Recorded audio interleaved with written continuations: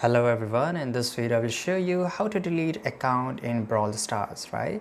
So to delete it, it's really easy. As you know that Brawl Stars is made by Supercell and you need to use Supercell ID to make an account, or if you want to delete an account then you have to delete your Supercell ID which may be connected to you some other games, for example Clash of Clans, right?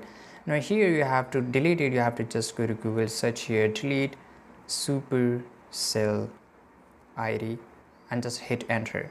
Now once you're here you will get this option of Supercell support, and here you have to request them to delete your personal data and everything your account, right? Now here, as you can see here, if you simply wish to start a new game, please see our guide.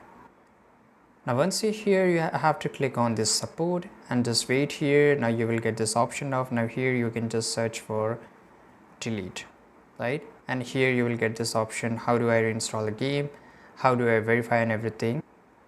And as you can see here, there's a no option to delete it anywhere, right? Neither you just go and check about account protection and everything, you will not find a single link where you can just delete your Supercell ID. So unfortunately there's a no way to delete your account in Brawl Stars once you have made it, right? So I hope this information is useful to you. If it's, then make sure to like this video, subscribe.